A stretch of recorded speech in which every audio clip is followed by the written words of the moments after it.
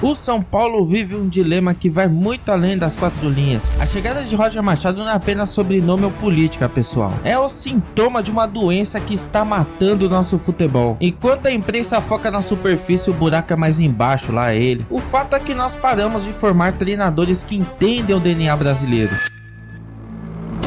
Vamos lá, rapaziada, sem agendinha política aqui, falando de futebol mesmo. A torcida do São Paulo, parte da torcida que já estava pressentindo a saída do Crespo, tinha um outro tipo de medo. A vinda do Diniz, exatamente. A torcida do São Paulo tava com medo da vinda do Diniz, pessoal. Muita gente tava pavorosa. O motivo é aquela coisa, todo mundo conhece. No começo é maravilhoso, o final é trágico. Só que aí vem um cara com um currículo muito pior do que o Diniz. Quer dizer, a questão aqui não é Roger Diniz, Guto Ferreira, Wagner Mancini individualmente. O quadro de técnicos brasileiros é assustador. Salvo o Felipe Luiz, que mesmo assim, mesmo que consigam atingir boas posições no Brasileirão, muitas vezes não conseguem compreender a essência do futebol daqui, do Brasil. Isso me lembra um episódio lá na Itália. Anos atrás, Roberto Baggio entregou um relatório para salvar o futebol italiano. E adivinha, foi rejeitado. Por que será? Resumindo, o relatório é a mesma coisa que vivemos no Brasil,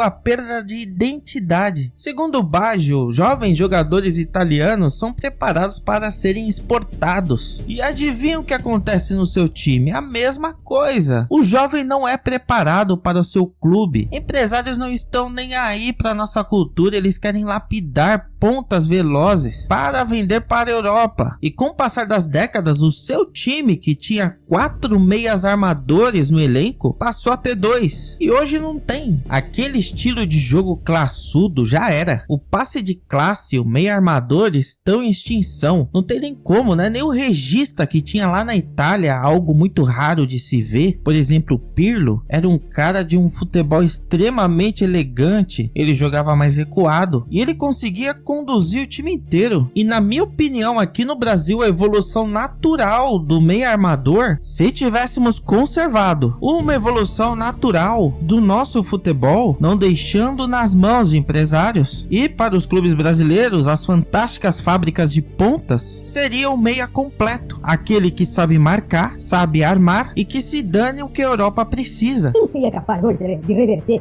a síndrome do contra-ataque? Que praticamente todo mundo joga de contra-ataque. Qual seria o jogador, o símbolo, o parâmetro, capaz de contra-atacar, de atacar, de defender? Quem seria o seu ídolo hoje? Não tem ídolo. Eu já disse algumas vezes que a minha maior satisfação seria um dia dirigir um time com a Holanda em 74. Um time que você pegava o Cruyff, jogava na lateral direita, se tivesse colocado de lateral esquerda, jogaria. O Nesca jogava na ponta direita, na ponta esquerda, todos eles jogavam em qualquer posição. Então essa é a minha equipe de futebol, que se movimenta o tempo todo dentro de campo. A gente faz aqui no Brasil, mesmo no São Paulo, com alguns jogadores você faz isso. Eu não tenho uma função. O Antônio Prado, por exemplo, o Prado você solta no Galo, o Cafu, você solta. Nós tínhamos o Leonardo, jogava na ponta esquerda, jogava pelo meio, jogava. Então você procura fazer com aqueles que têm qualidades para fazer. O que eu falava no Cruyff era o seguinte: eu dava um exemplo na partida decisiva da Copa do Mundo de 74 com a Alemanha. Eu vi a Alemanha sair no contra-ataque rápido e o Cruyff saiu atrás dele como louco, me parece que era meio esquerda, o Verratti. Ele deu um carrinho, como o Raí às vezes faz, deu um carrinho, tomou a bola e partiu no outro contra-ataque. Então esse é um exemplo que eu dou para os jogadores, que aqui no Brasil não se admitia que um Sócrates desse um carrinho, que um Zico desse um carrinho para tomar uma bola. O craque não pode dar um carrinho, o futebol mudou. O futebol mudou e todo mundo tem que melhorar também, tem que mudar com o futebol. E por isso é que eu dava como exemplo o Cruyff, que numa partida saía atrás de um adversário e dava um carrinho para tomar uma bola e partia para o contrário. Aqui no Brasil o craque ficava esperando só, a cabeça de bagulho, toma a bola, me entrega e eu vou jogar. Como Didi. Então isso não existe mais no futebol, não se pode mais jogar assim. O Raí mesmo, quando eu cheguei no São Paulo, ele era um jogador que não participava da tomada de bola, como era o Sócrates também, quando chegou na seleção. Então o Raí entendeu perfeitamente. Hoje é um jogador que luta, que briga pela posse da bola, que dá aqueles carrinhos, sabe dar muito bem como o europeu. Ele dá com o pé, puxa a bola sem fazer falta e sai com ela. Porém, o dinheiro imediato fala mais alto do que o dinheiro planejado. E tem coisa pior, pessoal. Cadê a evolução do estilo do Tele Santana? Quem conseguiu dar o próximo passo no futebol que o Vanderlei Luxemburgo apresentava nos anos 90? Aquele 4-4-2 desses dois grandes treinadores, como seria hoje com um meio campo mais refinado? A falta de estudos devastou nosso futebol, detonou a evolução dos nossos jogadores, consequentemente devastou a evolução natural de treinadores, e a gestão do meu time, do seu time e do futebol brasileiro é uma caixa preta que ninguém teve coragem de abrir até hoje. Paulo, hoje é uma vergonha, torcida de São Paulo. Vocês são vergonhosos. Vocês estão fazendo pro São Paulo que o São Paulo não merece e que o Roger não merece. É porque ele é negro, é? É porque ele é negro, é? É por causa disso. Não tem outra explicação. Qual a explicação de um cara maravilhoso, um cara que teve 6 ganhou o jogo, um cara que não faz mal pra ninguém, não repudia ninguém, é um baita de um cara maravilhoso, um pai das filhas. Vocês da imprensa, vocês questionam ele, se ele vai parar, se ele vai largar. Mas como é que vai largar de treinador? E o que eu falo pra minhas filhas? Bruno, assim, o pai largou porque os caras tá vendo. Vocês estão de sacanagem com ele? Ah, mas vocês não falam do Vaidar, né? Da banana, né? Vocês não falam do Juvenal Juvencio, né? Vocês não falam do Júlio Casares, né? Vocês não falam do Rui Costa, né? Ah, é o Roger que é o grande culpado do que acontece em relação ao São Paulo. Vocês não falam do Lucas, né? Do Ramos Rodrigues, né? Vocês não falam do Wendel, lateral esquerdo, que é ruim pra cacete. Vocês não falam, né? Vocês não falam deles, né? Aí vocês pegam no pé do Roger, que ganhou o jogo, que entra e é vaiado por todo mundo. Vocês estão de brincadeira. Não é possível, vocês são paulinos, vocês estão de sacanagem. Sabe o que você tem que fazer pra esse menino? É aplaudir ele, é valorizar um rapaz como esse, jovem, ótimo treinador. Ah, tem as circunstâncias táticas, isso se discute. Mas uma torcida, um clube grandioso como o São Paulo, não pode fazer isso. Não, pega esse outro, querer derrubar o cara porque ele é preto. Porque ele é branquinho, de olho azul. Porque ele é um cara que fala aquilo que ele pensa e coloca as nomenclaturas, o português dele de uma forma diferente. Ah, então tem que ser como aí? Como é que tem que ser? Aí no São Paulo. Vocês que são dirigentes cardeais do São Paulo, vocês estão acabando com o São Paulo e ninguém foi preso. Ninguém tá na cadeia. Agora o Roger é culpado de uma instituição como o São Paulo de ser vaiado antes, durante e depois, quando eu ganho o jogo. Por quê? Porque ele é preto? Porque ele é negro? Porque ele não é daquilo que vocês acham que ele gostaria de ser? Cadê a assessoria do São Paulo? Cambada de covarde! Seus covardes! Cambada de covarde! Assessoria covarde que não protege um cara como ele. Que não protege um pai de família profissional. Não serve. Manda embora.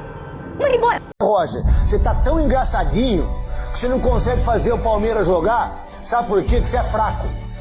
Você é treinador fraco. Você é muita resenha. Você é muito Pasquale. Você quer falar bonitinho. Viés. Viés é a casa do chapéu. O jogador não sabe nem o que é viés, xará. Vai pensar que é uma viela. Onde tem esgoto, que tem rato. Que por sinal, muito rato junto, meu irmão. Aqui no seu, ó. Aqui no seu. E você é muito engraçadinho. Até porque você vai em lugar que os caras fazem pergunta que você quer. Pra você responder o português bonitinho. Se você vier aqui, eu vou te perguntar. Por que você não coloca o William porque ele é melhor que todo mundo? Aí você vai falar, o viés dele, não sei o que, o viés é o caramba, meu irmão. Você é chato pra caramba, você não ganhou nada. E você tá no Palmeiras. Você não ganhou nada e não vai ganhar nada esse ano. Vamos ver se você vai estar engraçadinho assim. Não é possível, cara. Não é possível vocês jogarem tão mal assim. E aí, ô Duílio, me desculpa, irmão. Queria contratar Roger Machado. Roger Machado para ser treinador do Corinthians num momento como esse. Não é o Roger Machado, irmão.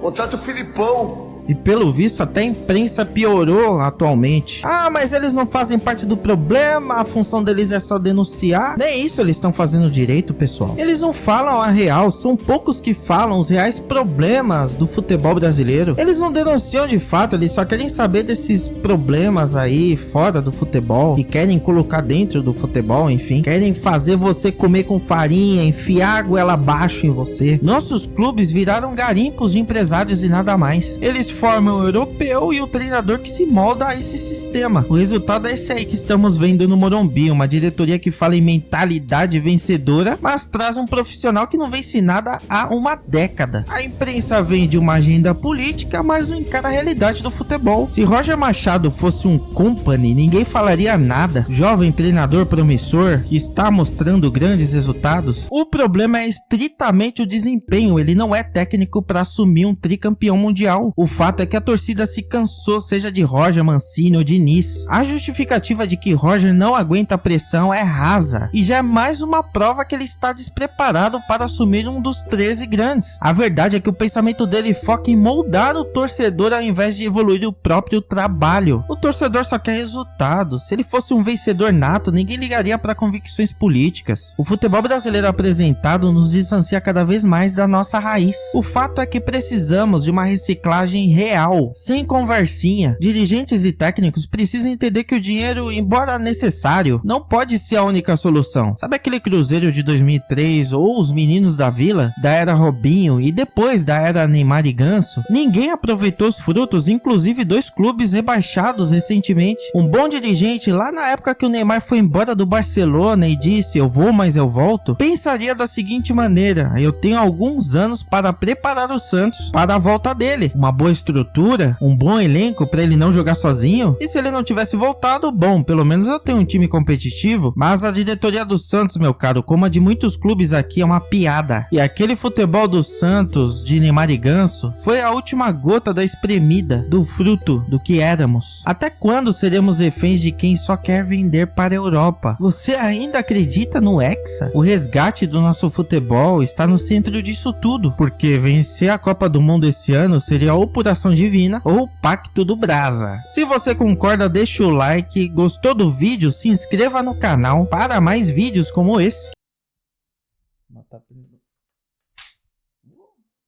Foi igual Pokémon agora, hein? Que Deus te abençoe, tamo junto.